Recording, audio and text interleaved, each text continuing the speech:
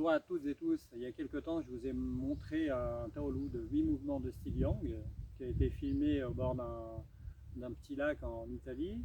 Cette fois-ci, je suis en Normandie, au bord d'une rivière, dans un endroit tranquille, paisible, ressourçant aussi, pour vous parler un petit peu des techniques, non pas martiales, mais de posture de cet enchaînement, de ce Tao.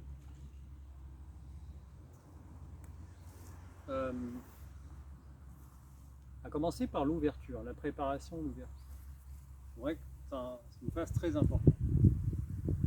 Quand on démarre ce Taolu, n'importe quel Taolu, il faut d'abord avoir conscience de son centre, de son axe vertical. La répartition du poids est équitable entre chaque pied. Et pour commencer, pour se préparer, il faut porter du poids un petit peu sur la jambe droite afin de libérer la jambe gauche. Je rappelle que les genoux sont toujours relâchés, déverrouillés. Et là, une fois que le poids est sur la jambe droite, on va tranquillement monter le genou gauche, le pied gauche le long de la jambe. On ouvre un peu, on va chercher le sol avec la pointe du pied. Et là, on transfère le poids tout doucement. Ensuite, pour l'ouverture, on ramène un peu les épaules en avant, mais très légèrement.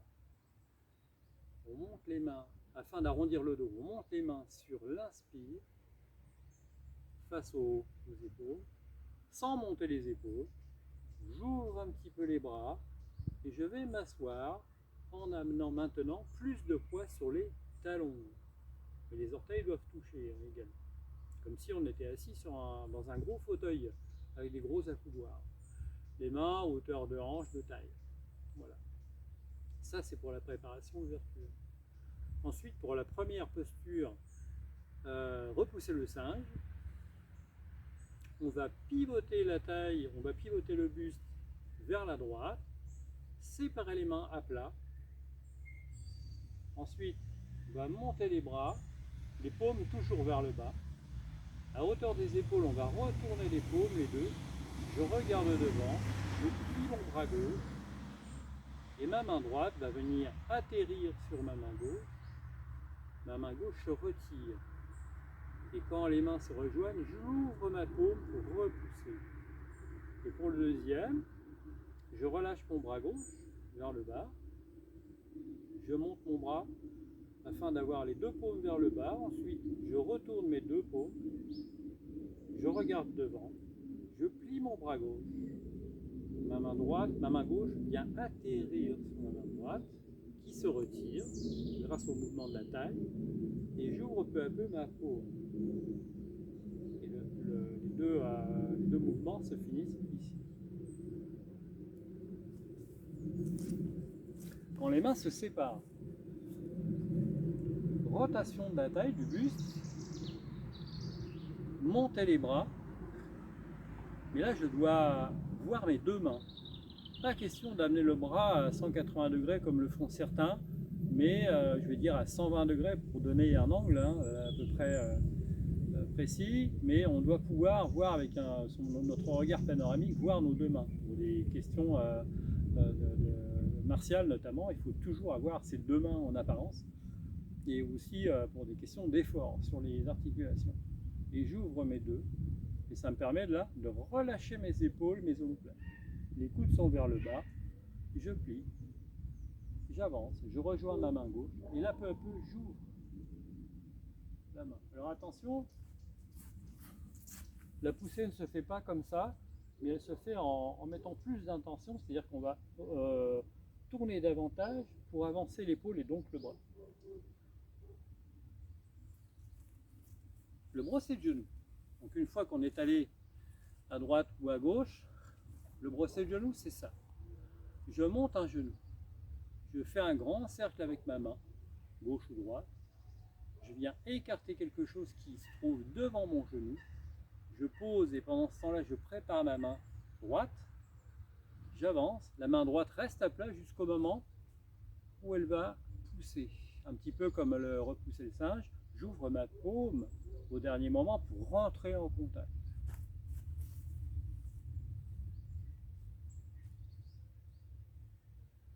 Là, équilibre, je monte mon pied, ma main droite et derrière, j'écarte, je pose mon talon, et là, j'avance, j'avance, j'avance, et peu à peu, j'ouvre ma paume, pareil, en avançant un peu plus l'épaule, pour donner plus d'intention au mouvement. La main, elle est comme ça, elle est pas toute droite, elle est un peu sur la tranche, pour respecter l'alignement de l'avant-bras. Pendant ce temps-là, la main qui vient de balayer, qui vient de brosser, elle va rester en contact sur le côté, la paume vers l'extérieur. Et peu à peu, quand je vais avancer ma main droite, mon bras gauche, lui, va se relâcher, paume vers le bas. Mais attention, gardez toujours de l'espace sous les aisselles. Toujours de l'espace sous les aisselles. Ça, c'est pour le brosser de genou. Caressez la crinière du cheval. La prise du ballon. Alors moi, j'aime plus cette posture-là, prise de ballon. Je préfère plutôt être un petit chouïa plus martial, c'est-à-dire que ma main va me protéger devant. Ici, un peu comme la position de boxe, là on a une main toujours en préparation pour se défendre en haut et en bas. Voilà, là j'ai une main sur l'avant qui est relâchée, hein, et l'autre qui est en attente en dessous. Ça c'est la posture du ballon, dite pang. Moi j'utilise plutôt cette posture là qui est plus avancée dans le sens martial. J'avance mon pied et là je présente, l'épaule doit être présente vers l'avant. Je passe mon bras à l'extérieur et j'avance en rotation, tout en poussant également avec le talon derrière. La main doit rester centrée, le poignet doit rester centré par rapport à votre axe. Je prépare ma posture, j'avance, et là, c'est comme si on donnait un coup d'épaule d'abord, et puis ensuite on déploie le bras, et on va avancer en tournant un peu le buste, et d'écrire un petit arc de cercle avec la main, gauche ou droite. Hein.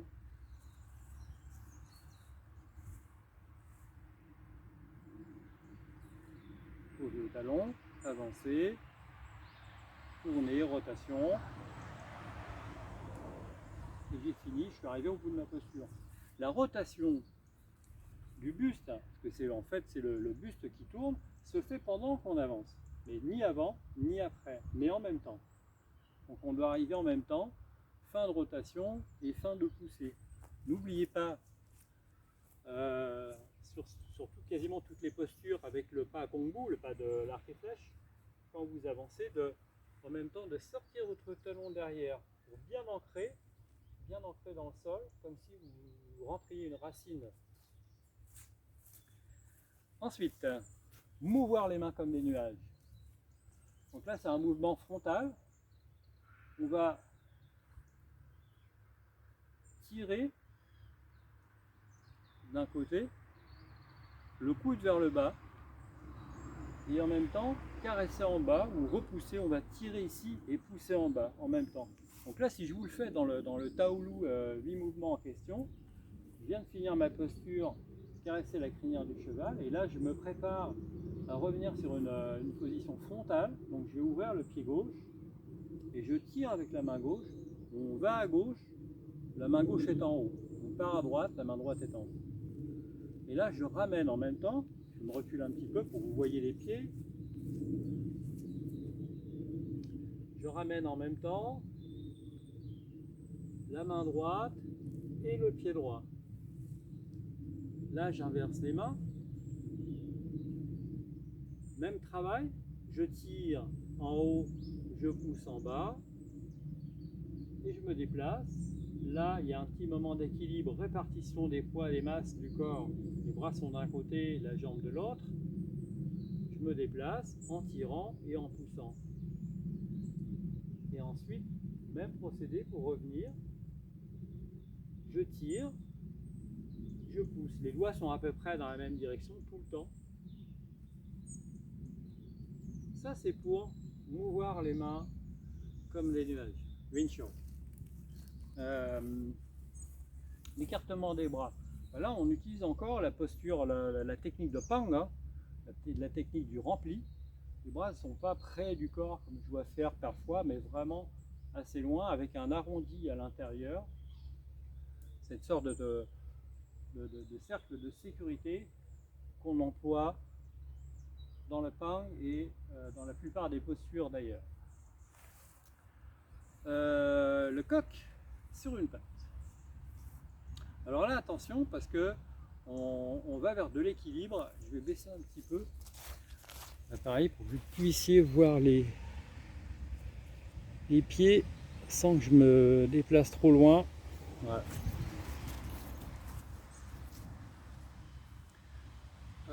Donc là je vous parle de cette posture, le coq sur une patte, dans cet enchaînement, dans ce Taolu 8 mouvements. Les mouvements précédents sont souvent différents.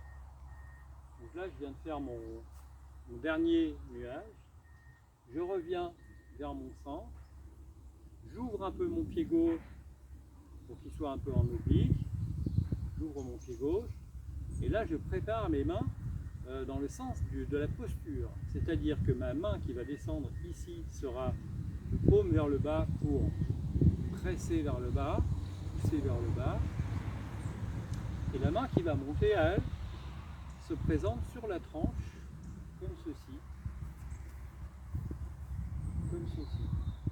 sur la tranche. Donc paume vers le bas ici, paume vers le main sur la tranche ici. Et là, en synchronisant le mouvement, je vais monter ma jambe droite, mon bras droit et descendre mon bras gauche. Comme ceci. Le coude est au-dessus du genou. Là, je parle d'ici, vraiment au-dessus du genou. La main qui est en haut, qui est en position de crête de coq, puisque c'est le coq sur une patte, est alignée à peu près au niveau de l'épaule, du même côté évidemment. Ça va ça? Donc là, ma main paume vers le bas, paume vers le haut, je monte, j'aligne et je relève ma main. La main de la crête du coq et le bras va monter à hauteur d'épaule à peu près. Ensuite, en même temps, je vais relâcher un petit peu le coude vers le bas et fermer un peu le poignet, comme ceci. Voilà. La fin de ce mouvement-là, pour le bras droit ou le bras gauche, hein, parce qu'on le fait des deux côtés, se trouve de cette façon-là. Je monte mon bras face à l'épaule, je descends un peu mon coude, je referme un peu le poignet, et là, la main, les doigts sont déployés comme la crête du coq. Pour avoir un repère dans l'espace, l'index ici est à peu près à la verticale, mais attention de ne pas trop fermer le poignet pour ne pas ramener de contracture. Et par contre, le pouce, lui, est un petit peu en position de virgule vers l'arrière, d'hameçon, pour pouvoir crocheter. Alors là, je parle un petit peu de martial. Il y a plusieurs sens évidemment à cette posture-là. Soit on crochette sous un bras, sous une épaule. Ici, la petite virgule passe derrière là pour ramener le partenaire vers soi. Donc je le ramène vers moi. Ou alors j'utilise l'éminence hypothénaire, donc la partie basse de l'auriculaire, donc la partie paume ici, pour frapper. Donc là, la position de la main n'est pas la même. Hein. Là, pour crocheter, ramener vers soi, on a ce verrouillage ici avec le pouce. Et pour la frappe, je présente ma paume et je vais monter en frappant le menton, comme ceci. Il y en a même qui piquent hein, aussi. Hein. Voilà pour le coq sur une patte. Ensuite, quand on a fini cette posture-là, on va passer au coup de talon. Là, c'est pareil, attention, équilibre. On prépare le pied toujours un petit peu en oblique. Et là, je vais passer à gauche ou à droite. Je vais croiser mes bras comme si je portais quelque chose. Donc les bras toujours ouverts en pang. Les bras les avant-bras croisés, pas la peine de toucher, hein, c'est inutile. Et là, je vais monter genoux et mains en même temps, et je vais déployer en même temps en regardant ou à gauche ou à droite. J'amène le poids sur la jambe gauche, je monte, je regarde en direction du coup de talon, et redescends. Alors là, attention, ne faites pas d'exploit, c'est pas la peine. De toute façon, le sens martial peut très bien être un coup de talon au niveau du genou, au niveau de la hanche ou au niveau du visage, peu importe.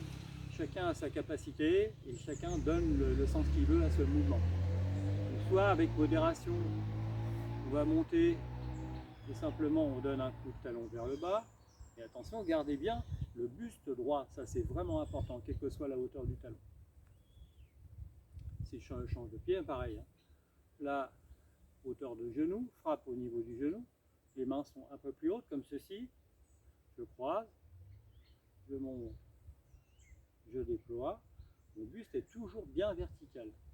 Alors ça nécessite de sortir légèrement la hanche pour maintenir l'équilibre. Et bien si on monte un peu plus haut, pareil, je monte un peu plus haut, je déploie ma jambe et je vais donner mon coup de talon. Alors c'est bien un coup de talon, c'est pas un coup de la pointe. Voilà. Donc ça demande à tirer un peu le talon, là, la pointe du pied vers vous. Avant-dernière posture, le pang, lu, ji, an, donc saisir la queue de l'oiseau. Préparation, comme tout à l'heure avec la posture caresser la crinière du cheval, je vais avancer. Et là, c'est un mouvement linéaire, frontal devant. Je vais pousser avec mon bras, mon avant-bras, en descendant la main gauche, comme ceci.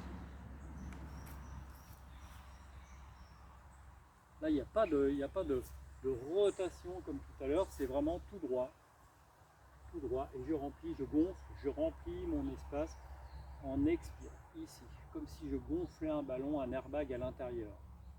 Quand je suis arrivé là, mon dos est également un peu rond. En fait, je suis totalement circulaire. Derrière aussi, devant aussi. N'oubliez pas le travail du talon. Pang. Là, je vais monter les mains dans l'alignement parallèle des pieds. Donc il y a une main qui va monter en vissant comme ça, et l'autre qui va monter en se déployant comme ceci.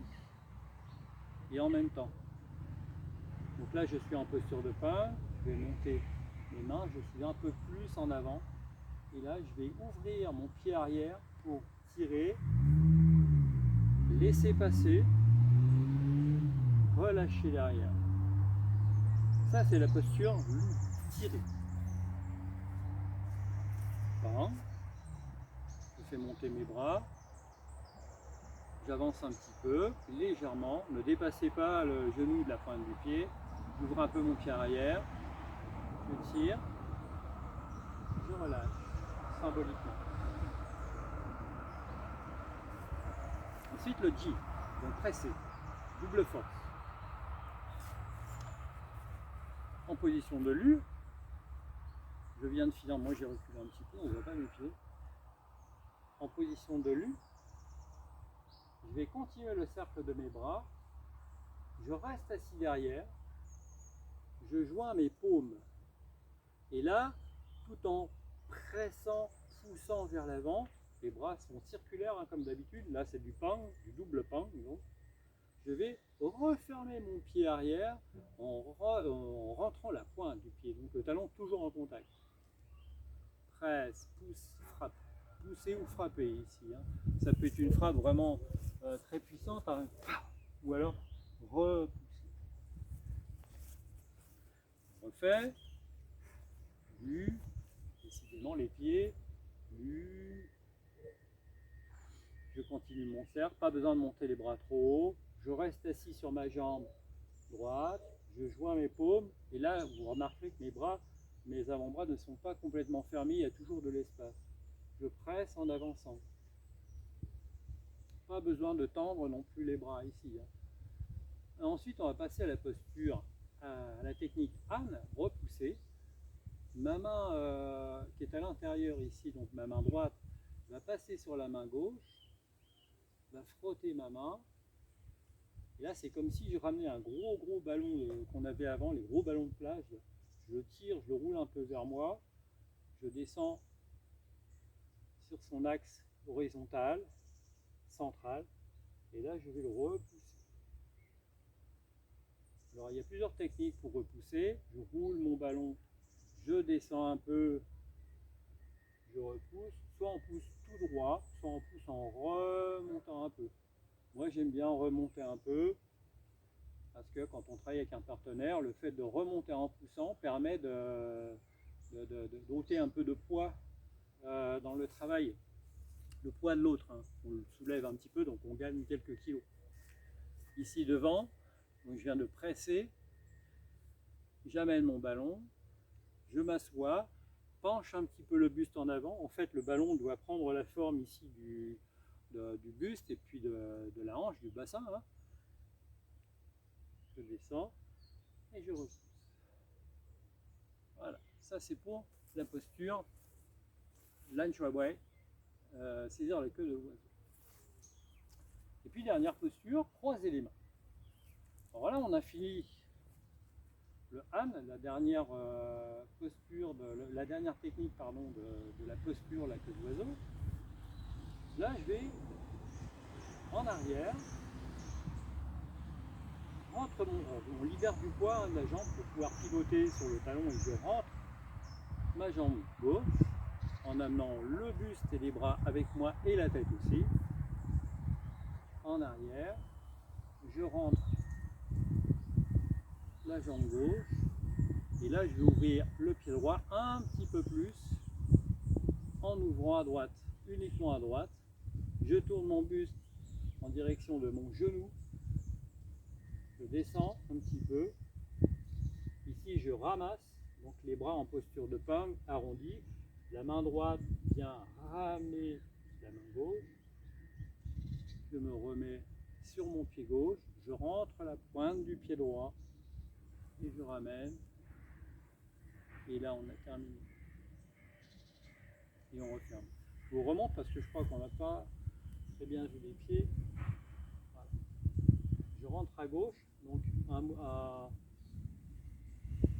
mouvement de 90 degrés avec le pied gauche. Mais là, comme le pied arrière il est déjà un peu ouvert, il ne faut pas faire l'erreur de l'amener parallèle à l'autre. Je vais aussi l'ouvrir à 90 degrés, donc il sera un peu vers l'extérieur. Je tourne, je descends, je ramène, je rentre bien la pointe du pied, je pousse avec la pointe du pied, je ramène le talon et je descends. Et là, faites-le bien en deux fois. C'est-à-dire que je vais rentrer à gauche et là, je n'ouvre que la droite seulement. La main gauche va rester ici.